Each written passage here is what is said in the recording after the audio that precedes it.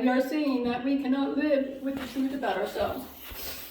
The more we hide our real selves, the more we damage our self-esteem. One of the miracles of recovery is the recognition of ourselves, complete with assets and liabilities. Self-esteem begins with the recognition. Despite our fear of becoming vulnerable, we need to be willing to let go of our disguises. We need to be free of our masks and free to trust ourselves. Just for today, I will let go of my mask and allow my self-esteem to grow. It's so true, man. In our, I can't just say in my addiction because it's pretty much my whole life, right? Put on a mask to be what I think you want me to be. And I don't have to live like that today. Because of Narcotics Anonymous, right? Narcotics Anonymous was the last stop for me. It really was. I wasn't raised in a church, going to church all the time or anything like that, like any religious anything, but my mom would send us away to a Baptist school, every once in a while. I got born again. I know that's an outside issue, but, and so I did know of a God, right? I didn't have a relationship with him because I thought I had to be perfect. I thought I had, and I knew I wasn't perfect, right? Because again, what's wrong with me? But I would, so I ran from God most of my life, right? And I just lost my train of thought. God is faithful. It's got to just stop. It's not about me. It's not about me at all. It's about the gifts of recovery, right? I mean, I was, for years and years and years, I used for so many years, and in my addiction, I knew I would have to get clean because the drugs weren't working anymore, right? I would go on binges for years. I wasn't that addict that can just take a hit and stop. I wasn't that weekend addict ever. I was the addict that, as soon as I took that one hit, I'm gone. It's over, And I was also that addict that I couldn't stop on my own. I would have to be stopped, right? So again, Narcotics Anonymous was my last stop. When I was in jail, I did a 6 years joint suspension, before I went to prison. I did a 6 years joint suspension instead of going to prison, and I picked out a program, right? Well, the program was a ministry, right? And when I went to it, the brochure that it said it had, there was no program there.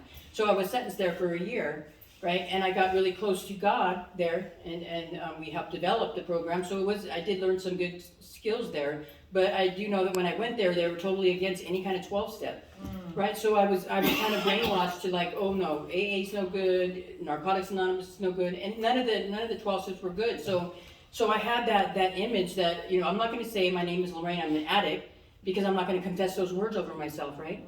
Because I was taught, because death and life is in the power of the tongue, right? And I truly believe that, so I wasn't going to do that, right? And so again, Narcotics Anonymous was the last stop. So I did that year program, I guess. I got out and I stayed abstinence for 12 years, right? And so, and I say abstinence because I didn't do any kind of program. I just white knuckled it, and and I was able to do it. But I ended up marrying a guy that was an alcoholic, and he was the type where if he took a drink, he couldn't stop. So, and I stayed with him for 6 years, and he would drink, and when he would take a drink, he couldn't stop, and so he would leave. I had a 4-bedroom house. I was, a functional member of society, a closet addict that I didn't even know I was an addict yet, but I knew, because I didn't know the language here, I didn't know. And so he would go out, I would find him in dirt fields, right? Then I would go find him, I'd bring him back because, again, I'm a Christian, right? And I got a relationship with God, and how could I do that? I'm in covenant with a husband. So I'd go and find him. He would have blisters on his feet, behind dumpsters, and he would rather be there, right, as an addict, and he would panhandle and all that. So that's why I'm kind of against, the enabling thing, because that's my experience, and I would be so mad because I would nurture him back to health, and then he would steal something and leave and be gone for months again, and so after a while, my heart got really bitter, right? Really bitter. So. And I got in this mindset, like, why can't he do whatever he wants and I have to keep everything together, right? So it was a hard issue for me, so that's what took me out. I got that rebellious spirit, like I was like, I'm not gonna keep doing the right thing and you get to do whatever you want, and then I bring you back and everybody loves on you and you're okay. It's just my heart issue. I mean, mine wasn't right either, but I was very bitter and rebellious, right? So then I think I tried ecstasy or whatever, and that was my first thing, and it didn't cripple me, right? It didn't cripple me, so I thought, wow, maybe I'm okay. Right? And I mean, I was able to enjoy it and it wasn't a big deal, right? And I mean, I had my own business at that point. I was a functional member of society, right?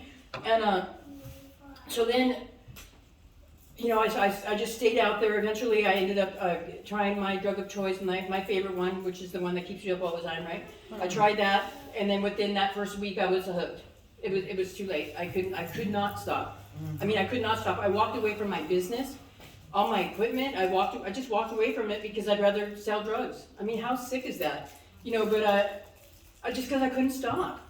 I just couldn't stop. One day, and you know what? And I had 12 years of abstinence, right? So no in trouble or anything, but as soon as I tried my drug of choice that I really liked, I was back to like where I left off at, to the extreme, even more so. I mean, it was horrible. And so I went to prison for the first time at age 40. I never thought I would be that addict. Never. I'm not gonna be that addict. I'm not like them. I'm not as bad, right? I was scared of needles, so I wasn't gonna do needles, right? Because I'm not that bad, right? Oh my God, this disease is so cunning, honestly. I mean, I had set like morals for myself, thinking, I'm not gonna do this, I'm not gonna cross this line, and so that means I'm okay. If I don't cross this line, I'm okay. That is such, then you cross that line, and it's like, oh my God, I gotta do more stuff to hide that shame or that, oh my God, horrible. But yeah, I went to prison at age 40 for 3 years. Well, 19 months. I got 3 years. Did my 19 months. I didn't do any fellowship in there either. There was Narcotics Anonymous in there, but again, I had that mindset that I can't go there because it's not good. It's not. I just can't do it. It's bad, right? And so then I got out of there. I didn't use in prison either. I got out, had nothing, because of course you get out of prison, you don't have anything, right? It took me 3 months. Started selling again and back in it for another 3 years. And I knew that last time, once I went back out, that because I knew when I was in prison, I got a relationship with my higher power, and I learned that he loved me no matter what. So all my life I had ran from him and thought I had to be perfect in order to be loved by him. But when I went to prison, that was the good thing. In prison, I got to learn about my higher power, because that's what I did to myself. I said, I'm gonna go to Bible college. That's what I kept telling myself. I didn't want to come out hard. I didn't want to come out looking like I went to prison. That was my mindset, and that's what I did, right? But so when I got out, I knew God loved me, right? And when I went out, because I was hanging out with the old homies, because I wasn't around my family. I didn't know any of my family. I had been out of contact 18 years at a time. I mean, I lived like I had no family. And so I get out, I start using again. I know God loves me because that was very important to me. My higher power loves me. And so then I'm using, knowing that my higher power loves me. So then I'm like, well, what's going to get me to stop? Right? I mean, because like I don't have that moral compass. So if I'm going to be good enough, then I can stop, and I can, and that's going to stop me. But I didn't have that anymore, because I knew God loved me, and I was using. I mean, I would pray, please God, help me hit. Because I was that addict that I would put that needle, because I'm scared of needles, right? I would do that one hit and be poking all day long. All day long. It's so sick when I think about it. It's so sick. I remember getting arrested one time and then taking pictures of me because I was so like a poster child of what not to do. Having all over my breast, my stomach, But so I went out. I was staying out for another 3 years, and I remember I would be talking about it with my other addict friends. We would talk about God, believe it or not, or how I was going to stop, because it wasn't working anymore. I was so miserable. I was so I knew that I wanted to be a functional member of society because I had tasted it for those 12 years. So I knew I wanted it, but I didn't know how I was going to do it, because I knew I couldn't stop. So I was on formal probation. They would, and this probation, they would tell me, you're going to test on Friday, or you're going to test on Monday, right? That Friday I couldn't even stop long enough so I can, I mean, who does that? I mean, an addict, me. I could not stop. I mean, once it started, no, there was no weekends. I never had a job. Never. That was not even, I didn't even want to be around anybody that was clean. I mean, or that was a normal person. It was like I was living in a whole different world. You only go out at night. You only go down the back streets. You have cars, but they're in other people's names. All this stuff. It's so, Right. But God, it was such a stressful lifestyle. But so 3 years, right? I'm out there, and it's just a matter of time when I'm going to get caught, right? How much time am I going to get?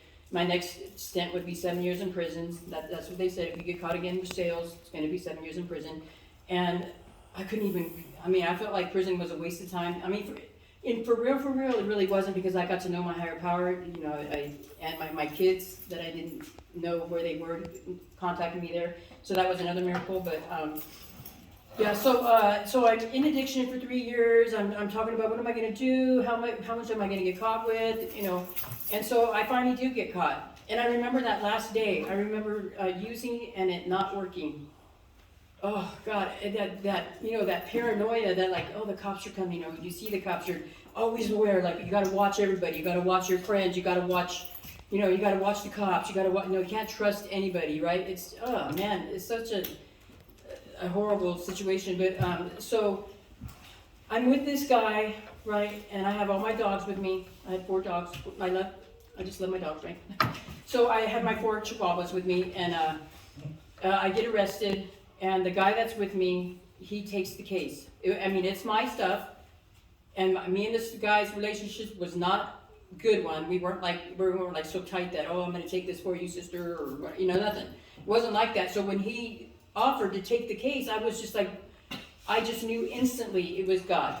I instantly knew that because, so I ended up going to jail for 45 days instead of the 7 years I should have got, right?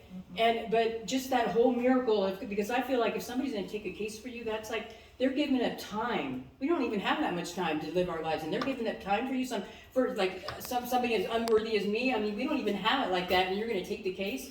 I think he got 6 months instead, where I would have got 7 years. But so I knew that was a God shot, right? And going to jail with a heart of like, oh my God, I don't deserve it. I deserve to go for 7 years, and I was only going for 45 days for violation of probation, right? And I just felt so unworthy, and I just knew that God was doing a miracle in me, in my life, right? And I knew that I couldn't take that lightly, because again, I know that God loves me now, and I was wondering, how am I going to get pain knowing that I don't have that moral compass? If I don't do this, and this, then He's not going to love me anymore. I didn't have that anymore because I knew He loved me. So, so this was the only other way that God could reach me, was by intervening in my life and showing me His presence, right? And showing me like some mercy, some grace, something that I didn't deserve, right? So then I'm in there for 45 days, and for the first 2 weeks, I'm in. I forget what it's called, but I was in there for 24 hours. God, I have such God's faithful. He takes my memories away from me. But anyways, for the first 2 weeks, I'm in my cell for only out 1 hour, right? And I remember thinking, okay, well, maybe I'll just drink. When I get out, I'll just drink. And I'm talking to God. I'm trying to give some ideas. Like, God, okay, if you help me, I'll just drink. I won't use anymore. Because, and then for using, I didn't even know why it was so bad. It's against the law. That's why it's bad. I didn't think it was, because I felt like, I'm only hurting myself. I'm not hurting anybody else. And I felt like, to me, it was medicine to me. It helped me feel better, give me confidence, and made me feel like I'm whole, until it didn't.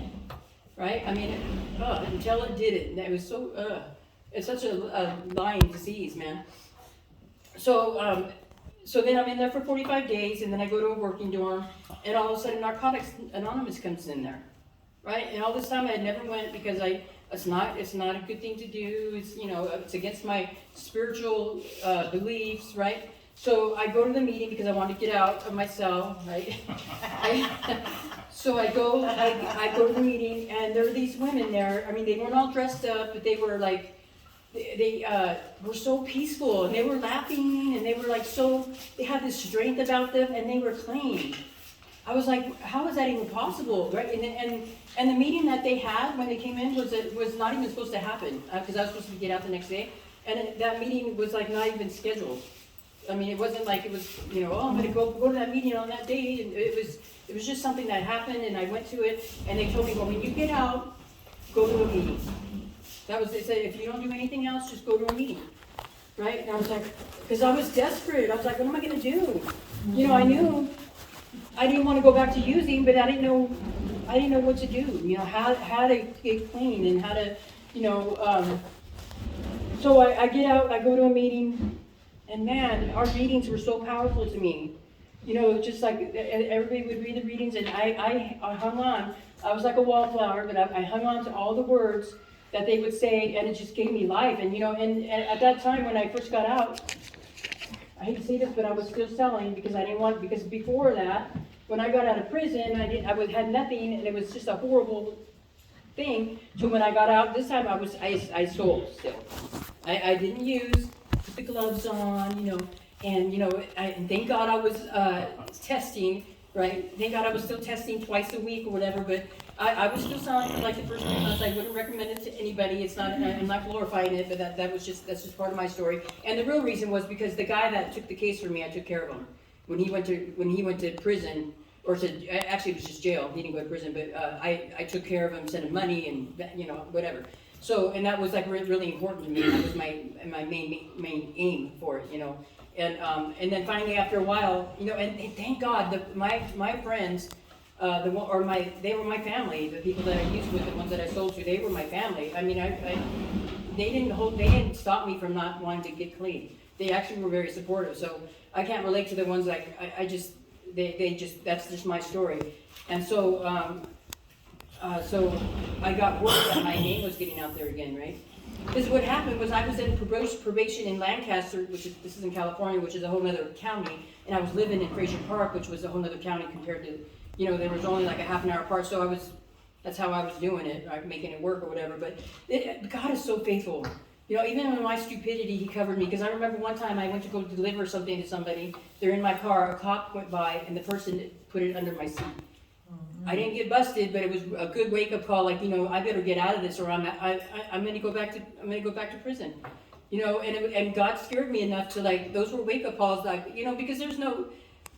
In that moment, that's when you see somebody's character. They're going to be afraid and stuff, even knowing that you're on probation and you're not. Yeah, I mean, how silly, right? I mean, I was still in the lifestyle. But, so anyway, I ended up getting a job at Denny's. I was so proud, because I hadn't worked in I think it was 6 years at that point. I hadn't worked. I had a prison, I was on felony probation. I was, so then I had those thoughts oh my God, how am I going to get a job? What am I going to do? Before I was an esthetician and massage therapist, so that's, that's not going to happen. I lost my license when I was in prison. So, so I go to all kinds of interviews because actually just in Fraser Park, because it was that county, I wasn't allowed to work.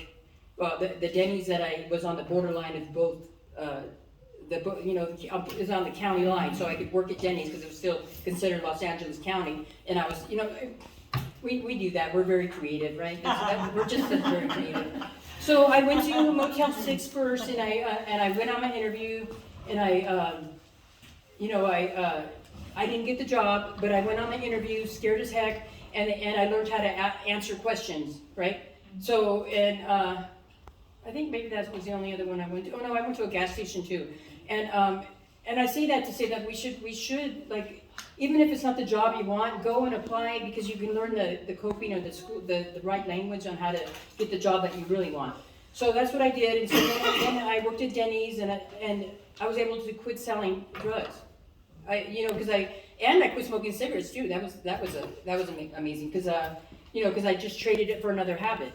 Right? So the other habit was working. So then I got 2 jobs, right? Because that's what I do. One is not enough, right?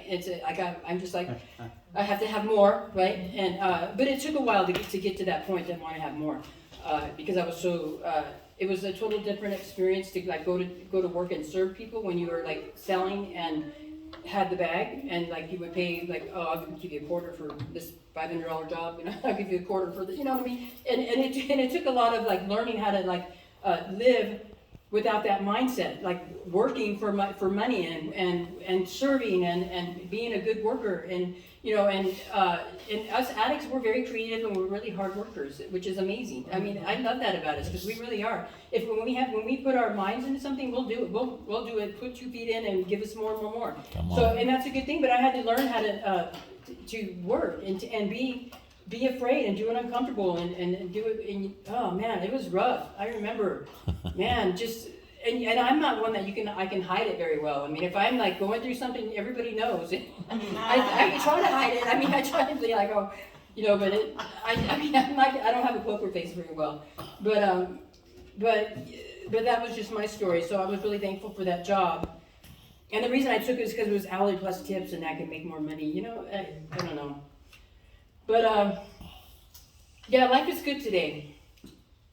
And it's because of Narcotics Anonymous, honestly, because you guys speak my language. You guys talk about things that we're not supposed to talk about, like that I was told, oh, you don't talk about that. Oh, no, that's the shame of your family. Oh, you keep that in your house, the being molested, the rape, all the stuff, the stuff you do in addiction that you're not proud of, all that stuff So you go to Narcotics Anonymous, and I had to learn how to even talk. I couldn't even communicate. Like, I would be in the room and everybody's talking freely, and I would be so uncomfortable. I mean, I still get waves of that, but I mean, I would just be so uncomfortable, and like, how do I verbalize what I'm feeling? Especially when I'm in pain or if I'm hurting, like, how do I verbalize that? But as long as I stay clean and I don't use no matter how I'm feeling or what my disease tells me, I learn more coping skills. I can get through more things. I've been through. My best friend died, and she, in our addiction, and it was so sad to me because she didn't know her family either for like 20 years, right? She was in active addiction, right? Then one day, I'm clean, but she's really supportive of me. She's still using, but she just goes to the doctor because she has a stomach ache, right? She goes to the doctor and she's in stage 4 cancer, right? And they give her 6 weeks to live.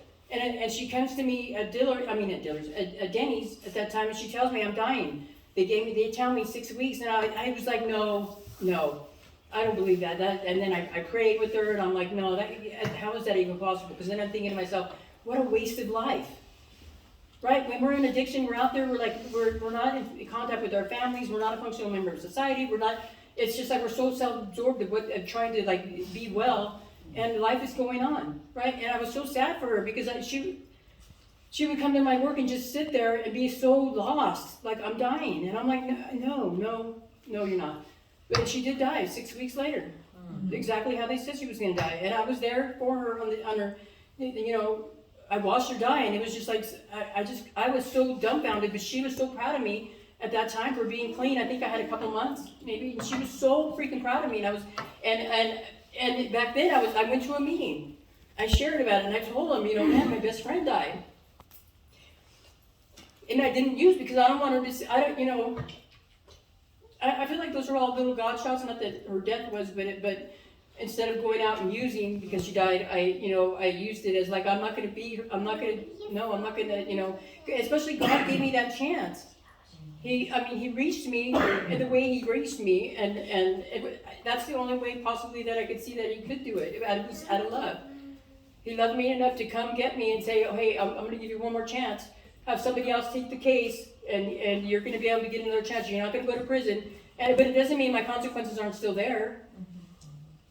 Honestly, because the 12 years that I was abstinent, when I felt like dictated my prison term, they didn't say, oh, you were good for 12 years.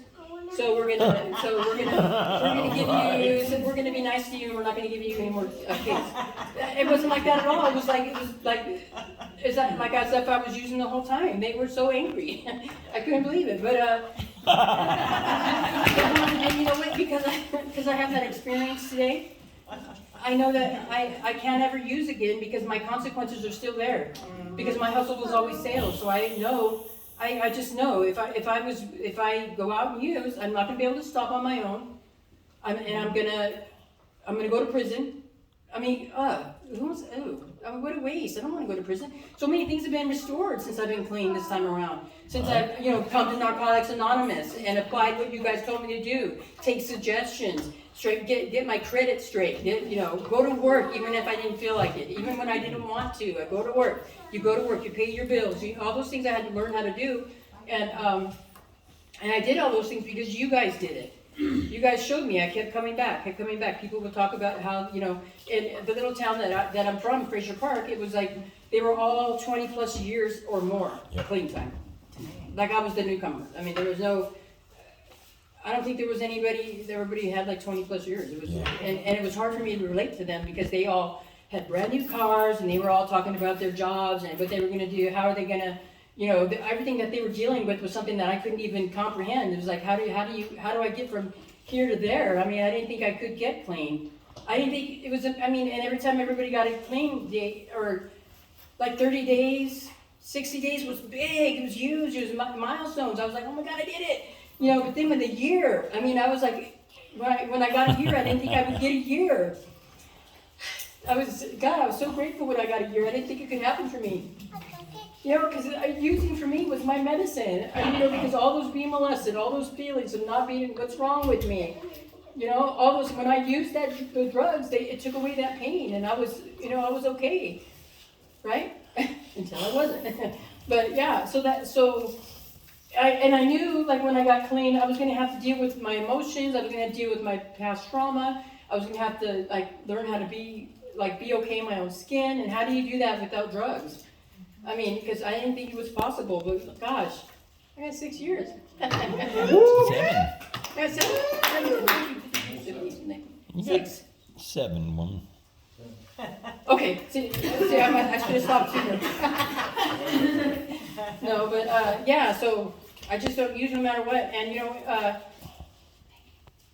life has showed up. You know, just because we get clean doesn't mean that everything's going to be perfect.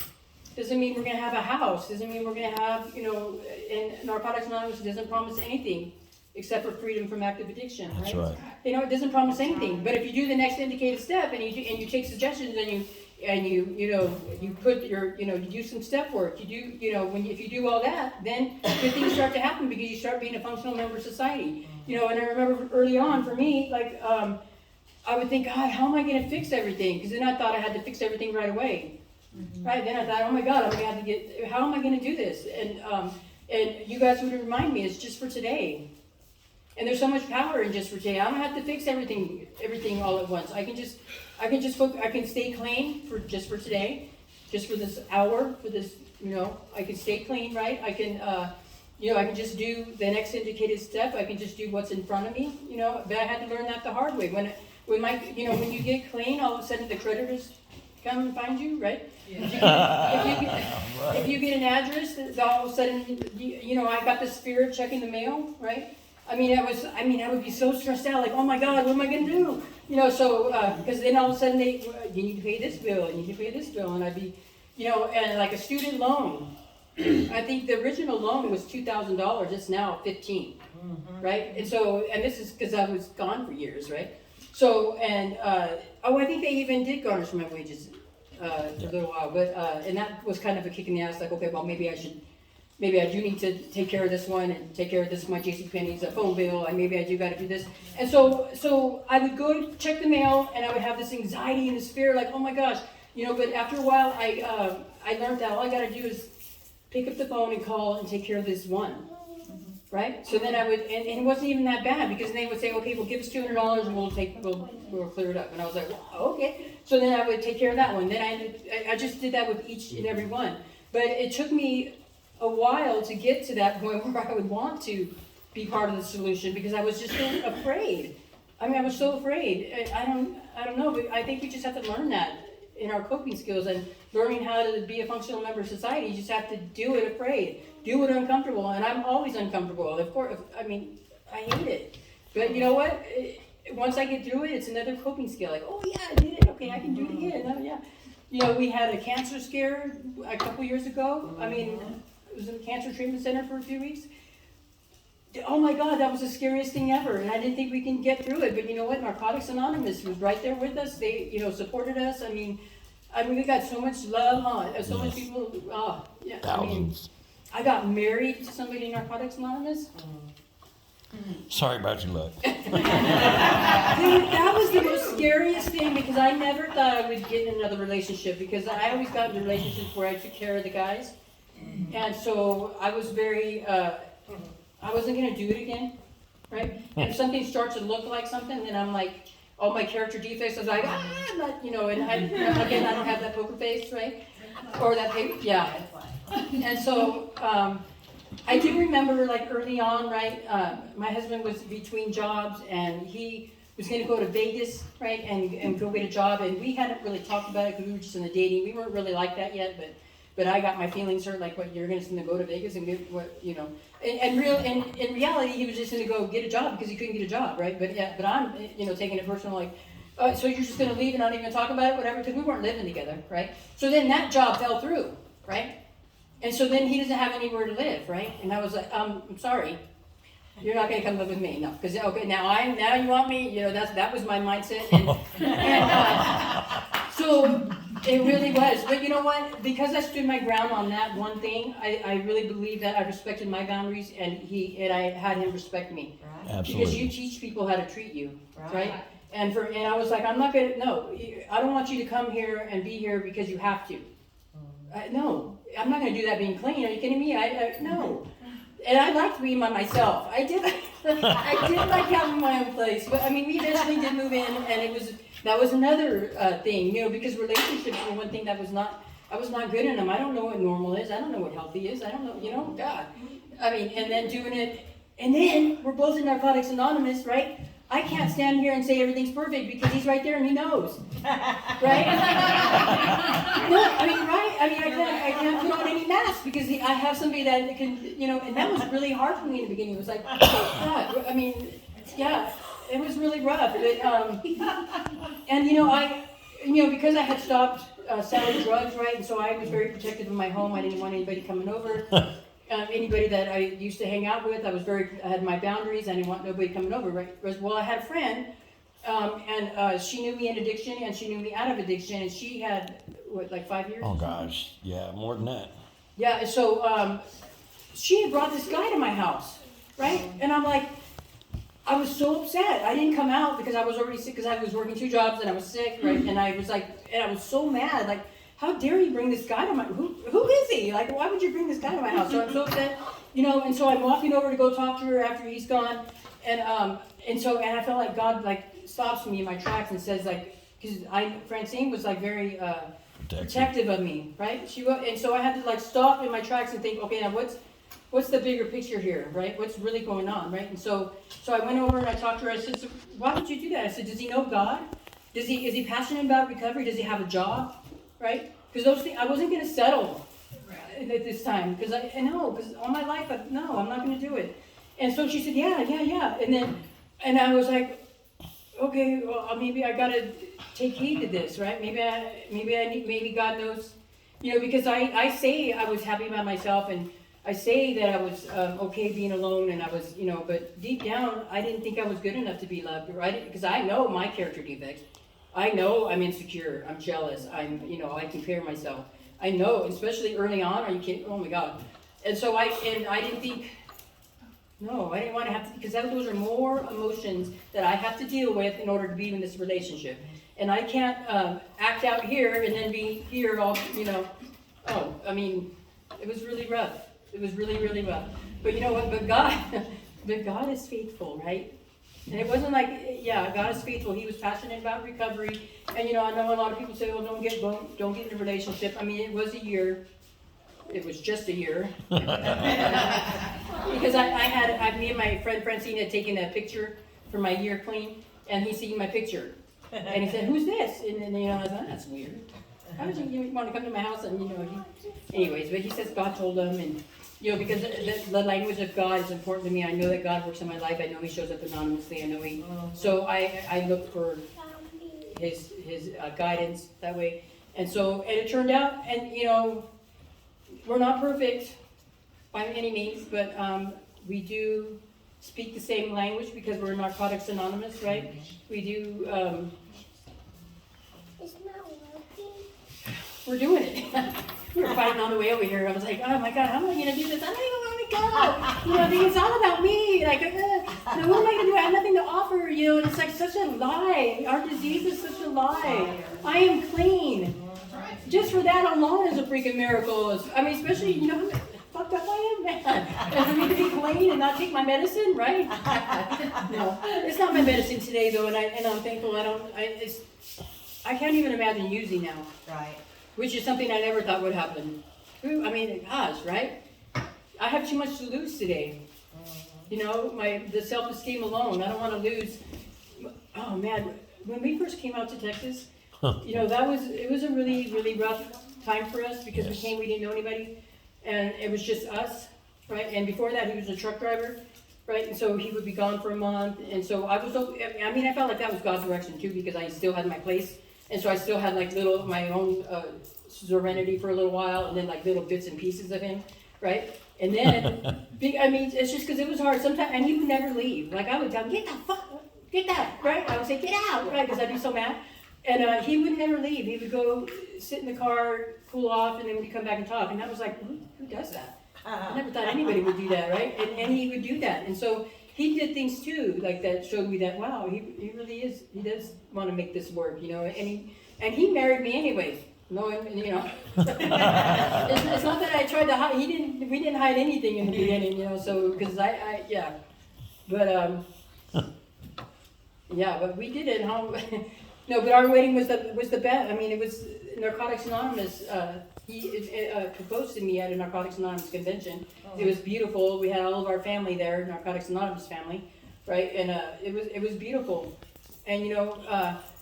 I started to say when we came to Texas, we didn't have anybody, you know, my sponsor was in California, and we were in such a dark season, right? Her advice to me was to leave, right? Because we were in such a dark season. It was really, really bad. Although on the outside, we have our own house, we have a brand new house, you know, it's our first home together as addicts, you know, we're, you know, on the outside we look like we're awesome, we're doing this stuff, but we were combusting. It was really, really bad, you know, because when you know, he had gotten inheritance from his dad passing away, right? So when he came out to Texas, we decided to have a joint account because we bought the house and in both of our names, and so I had to handle all the paperwork and stuff, and so I had to go on the one account, and I've never had an account with the guy. I always had my own account, so when he moved out here, and because he came out first like a month, right, and then we had one account, right. So I didn't know that he's had an ex that took everything out of his account, so he was really manifesting that. He was thinking I was going to do that because I was in California, right, and I'm tripping because he's not giving me any attention, and you know it's really hard when you have a long distance relationship, like. You know, you don't call me, what's wrong, you're whatever, right? And so he's thinking I'm gonna rip him off, and then I'm going through, like, when I come out, he's like, you don't have to work, we'll just, you know, and for me, that was like, okay, well, what is my worth? What do I do? Like, okay, I have to ask permission, this is your house, this is, you know, in my mind, I'm thinking, oh my God, you know, so I'm internalizing, and we're just like, it was really bad. I thought you know, and it came to one point I didn't want to use, but I wanted to kill myself. Honestly, and I had the conviction enough not to use, but I wanted to escape somehow, but I didn't know where to. It was really bad, but we kept going to Narcotics Anonymous, and the only way that we could communicate to each other was through sharing at our meetings. That's what we did. I would share what I'm going through because we couldn't communicate, we couldn't talk anymore. It was so bad. We couldn't even talk to each other with that tone, you know, that tone. So we would go to meetings, and I would share what's going on with me, and then he would share what's going on with him, and then you guys saved us. Yes. Because then we got that, you know, because God showed up anonymously and gave us that gift of empathy, and we were able to hear each other from like an addict's point of view, like, oh, I didn't even know that you were dealing with this, and he didn't really know I was dealing with this, right? So it's like, you know, and all we knew was to go to Narcotics Anonymous, so that's what we did. We just went to meetings, and you know, you remember your first love, you do what, you know, because we felt uncomfortable again. We were like, what do I do for a job? You know, just like when you first get clean, it's like, what do I do? You know, and I feel like that happens a lot in our lives, in our recovery walk. Yes. You know, I just went through that again. I mean, I left my career, which I thought I would retire at, but it was so toxic. I mean, I was working 6 days a week, open to close, and just not.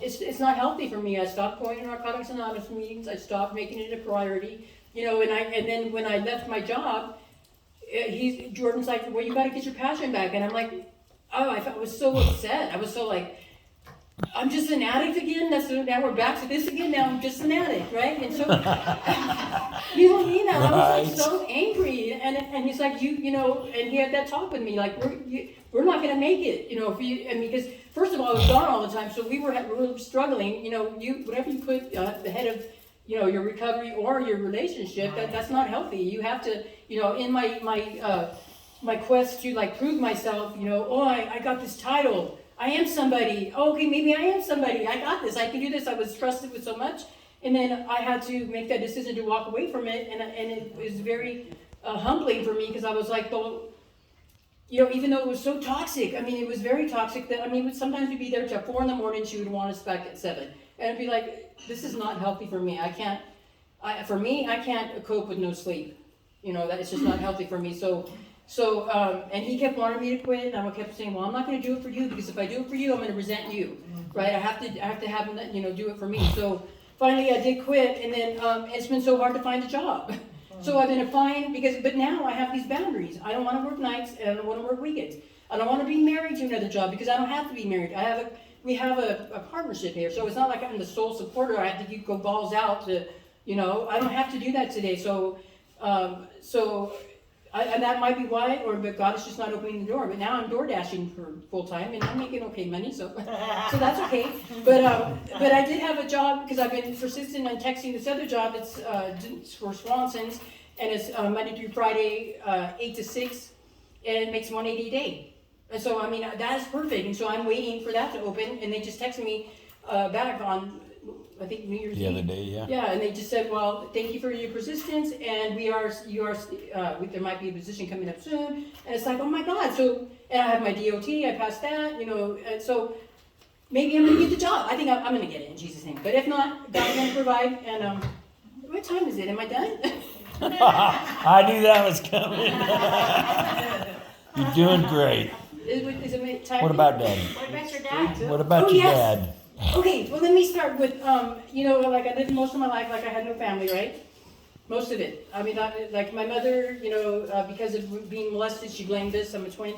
So she blamed this. So that kind of, you know, I stayed away, you know, because since I was 14, right? So I didn't have a relationship with her, right? So in my first year of recovery, my mom gets this idea. She contacts me and she wants to come out and see me and have a weekend and talk about all those things that she says she didn't know about, right? So that's what we did. It was the hardest thing ever. Jordan was around. I was like, I don't want to do this. I don't, you know, and I kicked and screamed, but we did it. We talked it out, and because I was that addict that I wanted to protect her, so I wouldn't tell her, like, yes, this was happening. When a guy's in your room and you're walking by, what do you think's going on?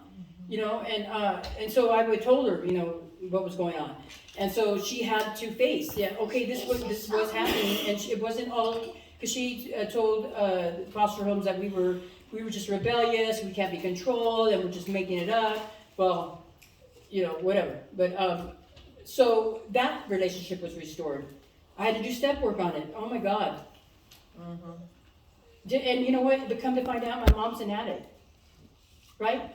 I didn't know. I mean, I didn't realize, because I'm an addict now, I could see what was happening, and because I was that mother too. I have 5 kids that I'm not in contact with, that they don't want nothing to do with me. I've tried to reach out to them, and I've done, you know, I stayed away from them to protect them, because I didn't think that I thought they'd be better off without me, and they are doing pretty good, but still, I taught them to live without me, right? So it does hurt. Just because I get clean doesn't mean it's going to be restored right away. You know, I talk to them like a crazy person, like we're communicating, and they don't even respond. But I send the text message, I send the, you know, happy Merry Christmas, you know, all this stuff. But yeah, so that relationship was restored. And then the other one was I didn't know who my father was, right? Most of my life, and I thought that he was always going to come back and rescue me, right? I always had that, like, that little girl always thinks, oh, my daddy's going to come in. Am I going to make him proud, all this stuff? And so, and I always knew that in God's timing, if I stay clean, that God's going to reveal him, right? And I'll get to know who he is, and hopefully he's not going to be passed away, right? Well, on Facebook, right? I in one of those rooms, the genealogy rooms, or genealogy. There you go. Yeah. I posted in there. I said my name is, and my twin's name is, my mom's name is. Do you guys know anybody? His name is Roger Valdez. Does anybody know anything about him, right? He would be about 71 years old, and that's all I put, right? So somebody else, this lady, she makes a comment, and she says, oh yeah, I found him on Been Verified, right? And I have found information on him before, but every number I called was disconnected, right? Dead end. So then she screenshots and she gives me all this information, and it has his emails, right? It has like he has a car and like where he lives, and I'm like, this is weird. And then I'm thinking, oh my God, maybe this is him, right? So then I email. First I call the numbers are disconnected, but then I emailed the first one, and it was him, right? And I was just so shocked, you know, because we had there was another guy that my mom thought was our dad. So last year we done a DNA with this guy, and it wasn't. So when we found this guy, and he said, yes, it is. This is Roger, and yes, I remember you. You know, and he said my mom had made him sign the paternity papers and said, you know, give up your rights and all that stuff, right? So, well, she denies it, and I had to do that forgiveness thing again. When all this was going on recently, I was so like bitter and like, oh my God. So, because he has 3 beautiful girls, and they look like they're all happy. He sent me these pictures, and I'm like, oh, so everybody just carried on without me, right? So just fuck me, just, you know. And so, and you know, in my self-pity, but I was really angry for a minute, and then my mom's trying to make me play the blame game, and oh, I didn't know, and all this stuff. And it's like, you know, I don't even want to go there. I just want to, if this is him, I want to get to know him, because I've been looking for him my whole life. Right, so she's so mad that I want this so bad. She says, like, what are you going to call him? I call him Daddy, because I've never had a daddy, so I call him Daddy. So she was very upset about that. But so we did the DNA, and it turns out he is my dad, right? And I have 3 beautiful sisters, a niece and a nephew. And we haven't actually talked. We text all the time, and I told him, you know, I understand, because he's a little nervous, right? And first when I contacted him, I guess he got sick, you know, he had pneumonia and all that, so he got, you know, and stress does that to you, because, you know, and I'm sure, and so I texted him, I told him, or we were doing email at that time, I told him, you know what, I get it, I get that you did the best you can, I get it, because I feel, you know, when my kids finally come to me and finally want to have a relationship with me, I'm gonna have to explain to them, and I'm hoping that they have the same grace as I try to have with my dad, right? And I told him, you know, we don't have to call right now. I get it. You know, I don't like to talk on the phone either. I'd rather text it out all day long, right? And so that's what we've been doing. But yeah, and you know, and come to find out, he was 16 years old. 16. I mean, he said when, you know, and so I just found out things, and he named me. I never knew that. And so, and it just makes. But when he said he was 16 and my mom was 17, it was like, oh my God. Wow. So, I mean, and we were addicts, of course. I mean, so, and he, you know, and because I was really upset, because my daughter, I didn't know what normal was with a father and daughter relationship and all that. I don't know what normal is because of my childhood. And so when I had my daughter, she was like 5 years old. I wasn't using, I was still clean, but I found myself I just didn't know what normal was with her. And so I couldn't nurture her. I just didn't know how to do that, right? And so my mom, we hadn't seen each other for like, I think 10 years at that time, and she said she wanted to come and take my daughter for the summer. And I was okay with that, because I was still dealing with my husband. He was, you know, at that time, he was an alcoholic. And so I let her take him for a month, and then she didn't come back. I didn't fight for her. You know, I surrendered her. I let her adopt her. You know, because I knew that I couldn't nurture her especially at that time. That's not healthy, you know. And my worst fear was to have a little girl, and then you know, so she did keep her, and then we lost contact for 18 years, right? I think my mom just whatever, and she's done very well with her. She changed her name, and so I kind of regretted that, because she knows me, you know. She knows, you know. But anyways, my mom's an addict too. And she really hasn't got the help either. So, I mean, I keep trying to relate to her like we're both 2 healthy people, and we're both still a little toxic in the unforgiveness and the, you know, but she is an addict. She's not using today, and she did very well. She named her Francine, I named her Brittany, but she's doing very well. And so I still kind of keep my distance from that, because I gave up my rights. And I'm proud of that, because she did really well, and that was her like redeeming thing. She felt, you know, she feels good about that. But am I good? Hey everybody, at Turning Point, thank you guys for showing up. You guys, I'm so proud of you for staying clean. Hi Brittany.